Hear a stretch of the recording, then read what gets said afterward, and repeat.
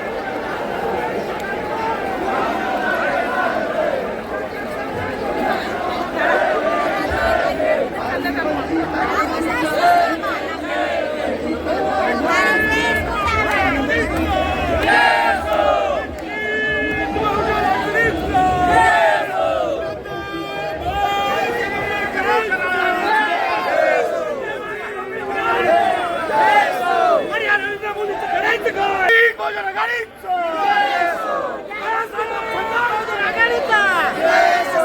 मोदी हटाओ मोदी हटाओ देश बचाओ बहुजन आघाडीचा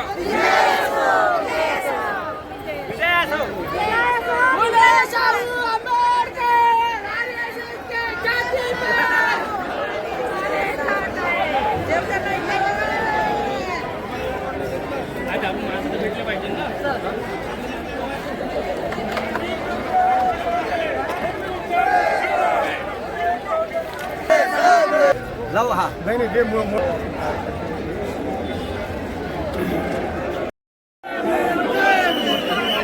माजी मंत्री आहे आणि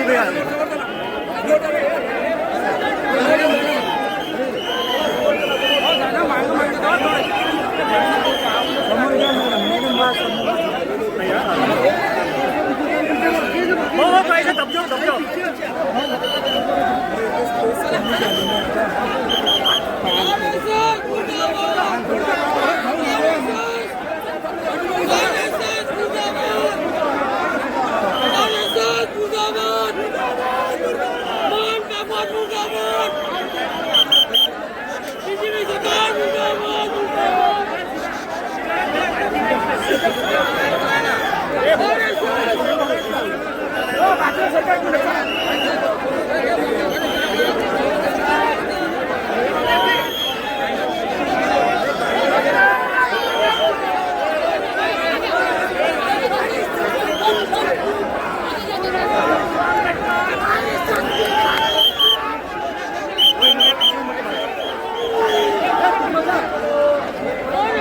एरवी मोठे मोठे भाषण ते करत असतात, भारतीय सभ्यता आदी इत्यादी गोष्टी सांगतात. मात्र आज थोडं मोकळे व्हा. हे बोर्ड आहे. सगळ्यांना विनंती आहे की चिकटून उभं राहू नका, जरा मोकळ्या राहा. चला पाठीमागे व्हा, जरा थोडस पाठीमागे व्हा, पाठीमागे व्हा, पाठीमागे. जे पाठीमागचे आहेत त्यांनी अजून पाठीमागे व्हा. आपण आमच्याजवळ कोणतेही शस्त्रास्त्र आपल्याजवळ नाही.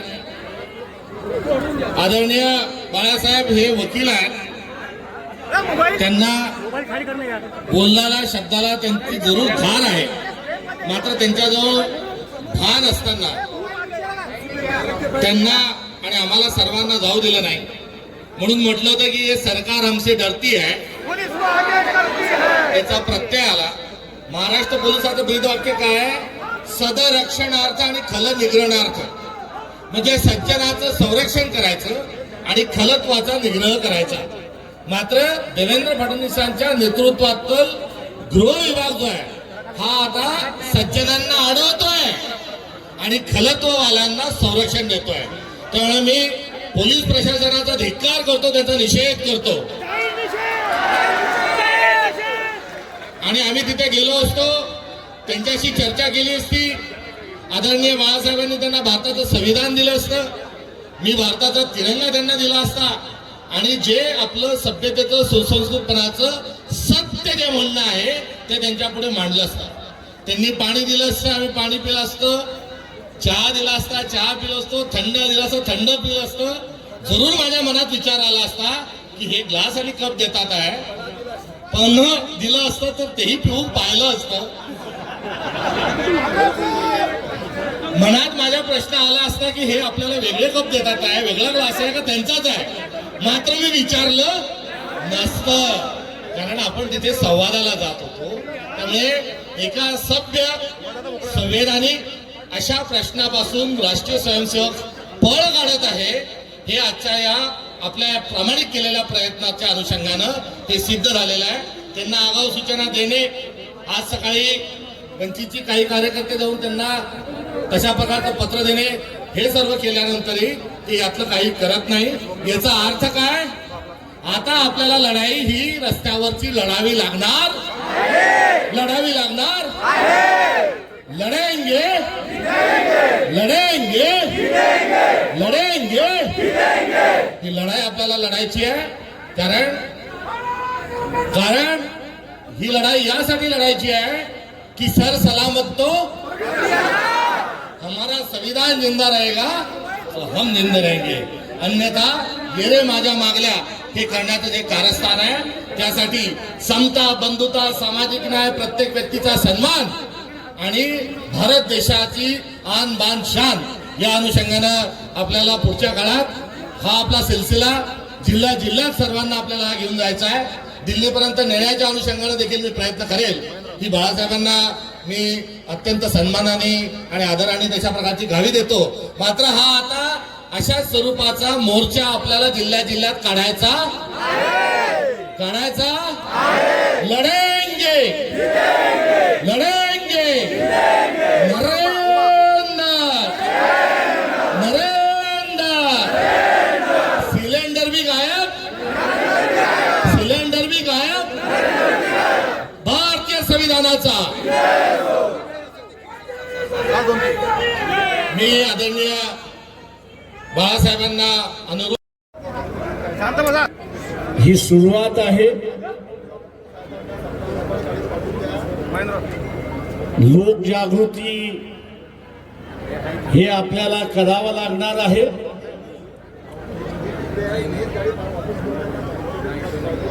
आतापर्यंत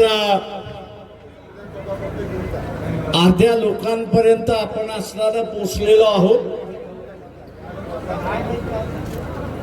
मी तमाम उपस्थित असणाऱ्या लोकांना आवाहन करणार आहे,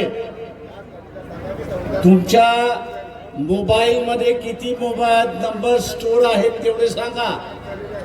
किती आहेत?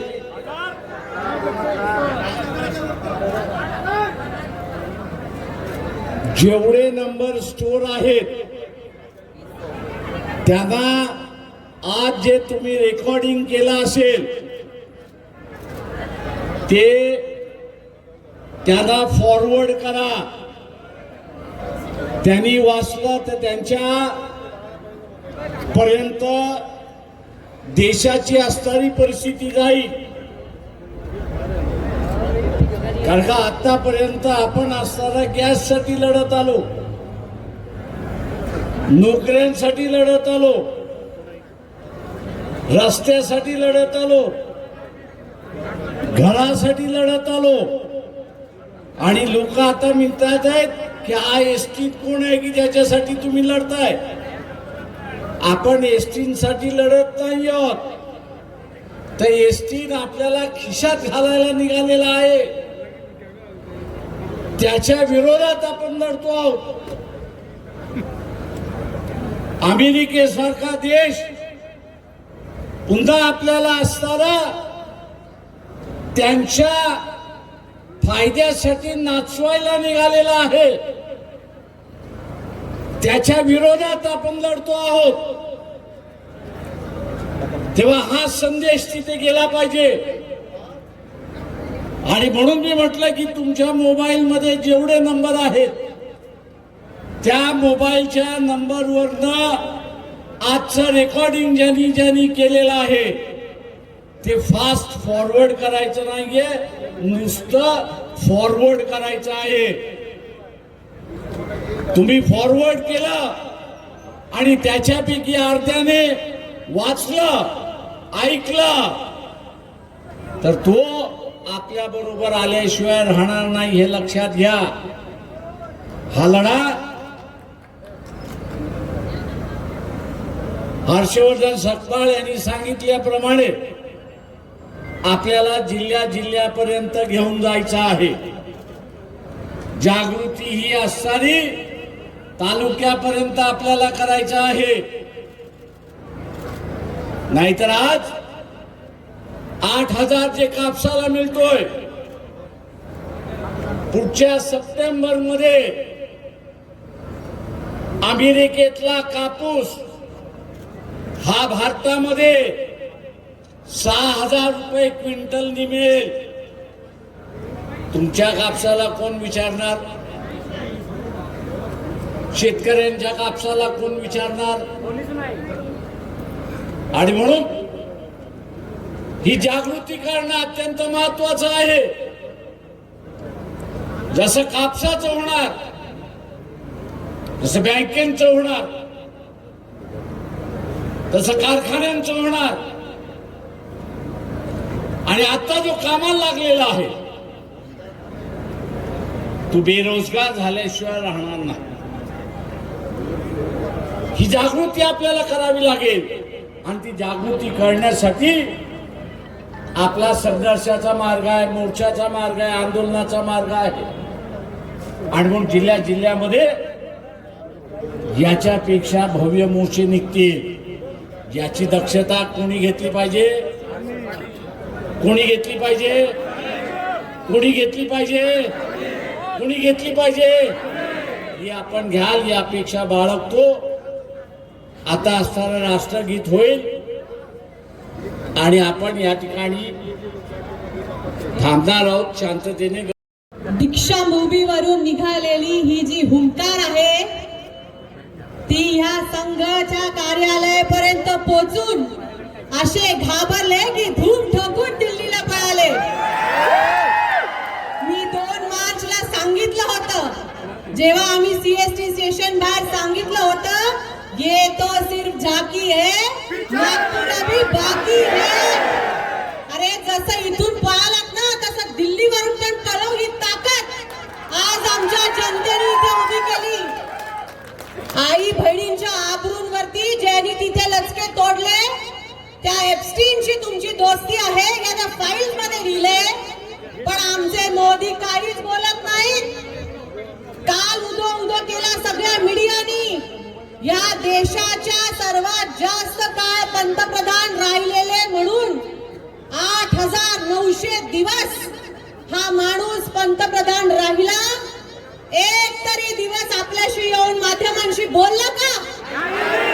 ही एवढी मोठी जनता अख्खा देश विचारतोय की एप्स्टीन से तुम्हारा नाता क्या, ये रिश्ता क्या कहलाता है.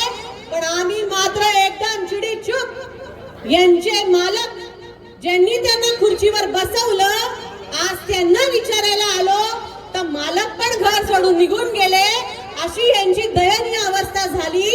आता काय हे वादळ इथे थांबत नाही. श्रद्धेय बाळासाहेब आंबेडकरांच्या नेतृत्वाखाली आम्ही हा लढणार की नाही? लढणार की नाही? लहानपणी तो डोनाल्ड डक होता की नाही? क्या करायचा आणि हसवायचा. आज आमच्या ह्या देशावरती कब्जा करू पाहणारा तो डोनाल्ड ट्रम्प आणि त्याची सगळी पिलावळ हा देश विकल्याशिवाय राहणार नाही. तुम्हाला मला रडवल्याशिवाय राहणार नाही. त्यामुळे या सगळ्या विकृतीचा नायनाट करण्यासाठी आपल्याला पुन्हा एकदा जेव्हा जेव्हा बाळासाहेब आवाज देतील आपल्याला त्यांच्या नेतृत्वाखाली उभं राहायचं. राहणार की नाही? राहणार की नाही? एवढाच एक शब्द या दीक्षाभूमीच्या नागपुरातून आपण एकमेकांना देऊया आणि या सगळ्या निरोप घेऊन गावागावात जाऊया. आणि जोपर्यंत ट्रम्प यांचं थोबाड उघडत नाही, मोदी त्याचं थोबाड उघडत नाही, तोपर्यंत ही जनता शांत बसणार नाही. एवढाच विश्वास घेऊन जाऊया. तेव्हाही म्हटलेलं जे आंबेडकरवादी विचारांचे लोक आहेत तेच हा देश वाचवू शकतात. आंबेडकरवादी मध्ये कुठला जात समूह नाही, धर्म समूह नाही. बाबासाहेबांचा संविधान मारणारा माणूस प्रत्येक माणूस आंबेडकरवादी आहे आणि तोच आंबेडकरवादी हा देश आणि हा मोदी पासून हा देश वाचवून राहील. एवढाच एक शब्द एकमेकांना देऊया. इथून जाऊया. जय भीम, जय शिवराय, जय संविधान. मोर्चा निकाला नहीं. आरएसएस जो विचारधारा की बहुत सालों से, पिछले 100 सालों से जो हिमायत करते आ रहा है, आज उसी के दल का आज देश के पंतप्रधान है और उन पंतप्रधानों के तमाम काले चिट्टे दिन ब दिन खुल रहे हैं और देश उन्होंने बेचने के लिए निकाला है. नरेंद्र सिलेंडर बोलने तक की नौबत आ चुकी है. तो ऐसे स्थिति में उनका रिजाइन लिया जाए, ये हमारी जो मांग थी और हमारा जो मुद्दा था उसको चर्चा करने के लिए हम संघ कार्यालय पे जाना चाहते थे. हमारा वहाँ जाने का जो लहजा था वो सभ्यता और सुसंस्कृत जो बात होती है वो है. उनके और हमारे में विचारों में भिन्नता है, मतभेद हमारे दो सिरे के हैं, और उसके बावजूद हम भी भारतीय हैं और राष्ट्रप्रथम यदि आप कहते हो तो उन्होंने हमसे चर्चा करना चाहिए था. आपको परमिशन नहीं दी गई वहां तक जाने की? जी हाँ, ये हमारा मोर्चा जो है वो यहाँ रोका गया और हमने वहाँ पर भी आज सुबह निवेदन दिया था, इसके पहले भी दिया था, तो उनके तरफ से भी कोई पहल नहीं की गई. गाली गलौज की भाषा भी उपयोग की गई मन से. जो हुआ होगा वो संवाद की इच्छा है, मगर अपनी जगह हम जब जा रहे थे तो जो मुद्दा है उनको एक अपील का मुद्दा था और उसी मुद्दे को हम लेके जाना चाहते सरकार से शिकायत थी तो आरएसएस तक जाने की क्या मकसद था? हैं। आरएसएस जो है वही सर्वे सर्वा है, आरएसएस की परिचय भारतीय जनता पक्ष है, तो इसकी नैतिक जबाबदारी भी आरएसएस के लेना चाहिए. मोदीजींनी संसदेत असं बोलले की कोरोनामध्ये आपण लढलो तसेच लढण्यासाठी तयार देशातील नागरिकांना आहे दुरुस्त आहे, मात्र कोरोनात जशा टाळ्या वाजवल्या होत्या, दिवे लावले होते, बिना नियोजनाचं लॉकडाऊन केलं होतं, तसं करणार आहात का विरोधी पक्षाची चर्चा करून एका विवेकपूर्ण पद्धतीने लढणार आहे, हे त्यांनी स्पष्ट केलं पाहिजे. मोदी जी ने दूसरे से कहा है कोरोना की स्थिति फटका बसतो सामान्य नागरिकांना त्यांनी मान्य केलं. नागरिकांना फटका बसतोच आहे, मात्र तो फटका बसतोय त्याच्यावर युद्धजन्य परिस्थिती जबाबदार नसून नरेंद्र मोदींची सिलेंडर प्रवृत्ती ही जबाबदार आहे. आणि नरेंद्र मोदी हे एप्स्टीन फाईलच्या अनुषंगानं हे अमेरिकेकडे बघून बघून जे काम करतात आहे, घाबरतात आहे, त्या अनुषंगाने मला असं वाटतं की त्यांनी राजीनामा देणे सर्वात महत्वाचं. मोदी जी जो कोरोना की बात कर रहे हैं वो वाकई में ऐसी स्थिति है या फिर कोई और वजह है? नहीं, कोरोना की स्थिति से निपटने के लिए जो सही समय पे लॉकडाउन जो करना चाहिए था वो नहीं किया, विदेश से लोगों को आने दिया और ताली बजवाई, दिए लगाए और देश को एक नई आफत में नरेंद्र मोदी जी ने डाला था, वैसी आफत में इस बार वो न डाले, ये उनसे विनती है. तो ये आंदोलन यही समाप्त हुआ, किसकी रूप नहीं, इसको और जिले जिले में आंदोलन करेंगे, दिल्ली तक हम जाएंगे. Thank you.